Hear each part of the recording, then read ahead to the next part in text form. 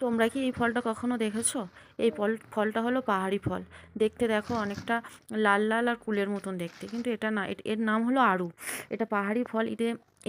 এই ফলটাতে প্রচুর ক্যালসিয়ামও থাকে, আর এখানে পাহাড়ে তো অক্সিজেন লেভেলটা খুবই কম, তো সবাই এই ফলগুলোই বেশি খায়। এই ফল বলতে যত পাহাড়ি ফল আছে সবগুলোই খায়। আর এগুলো দেখতে কি সুন্দর! এগুলো গাছে হয় না, গাছে যখন ফলটা পুরো মানে পুষে যায়, তখন গায়ের ছাল মানে ফলগুলো ফেটে যায়।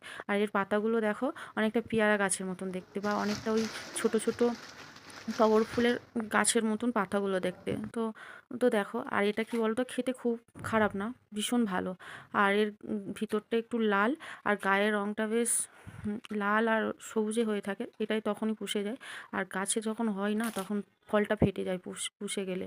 আর ভিতরটা কি সুন্দর! আর গায়ের ছালটা খেতে যেমন ভালো, আর উপরের ছালটা একটু তিতো তিতকরি ভাব। কিন্তু কে কে খেয়েছো? এর নাম হলো আড়ু।